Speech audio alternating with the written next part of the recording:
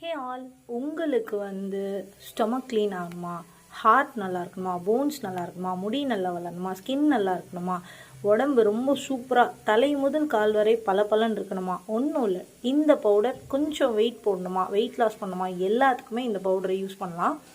ஒன்றுமே இல்லை, மக்கானா இதுதான் தாமரை விதைன்னு சொல்லுவாங்க, பாப்கார்ன் மாதிரி இருக்கும். இது வாங்கிக்கோங்க. அப்புறம் லைக் அந்த வால்நட், பாதாம், பிஸ்தா, சீட்ஸு, சன்ஃப்ளவர் சீடு, அப்புறம் பம்கின் சீடு, இந்த மாதிரி சீட்ஸ்லாம் வாங்கி நல்லா ட்ரை ரோஸ்ட் பண்ணிக்கணும். ஏன்னா அதில் ஆயில் இருக்கும். ஸோ ட்ரை ரோஸ்ட் பண்ணிவிட்டு அதை மிக்சியில் போட்டு அரைச்சி வச்சிடணும். நீங்கள் வெறும் நட்ஸ் மட்டும் போட்டிங்கன்னா கொஞ்சம் பிசு பிசுன்னு ஒட்டிக்கும். ஸோ நீங்கள் மக்கானாவையும் போடணும். இது ரொம்ப ரொம்ப சூப்பரான ஃபுட்டு. உங்களுக்கு என்ன உடம்பு பிரச்சனை இருந்தாலும் அதை சரி பண்ணிடும். இதை நம்ம மிக்சி ஜாருக்கு இப்படி மாற்றிக்கணும். மாற்றிட்டு ஆறுனதுக்கப்புறம் இதை அரைக்க போகிறோம். ஸோ மக்கானா இருக்கிறதுனால, இந்த பாப்கார்ன் மாதிரி மக்கானா இருக்கிறதுனால அது பேர் மக்கானா, தாமரை விதை. ஸோ இது இருக்கிறதுனால நல்லாவே பொடி மாதிரி வரும்.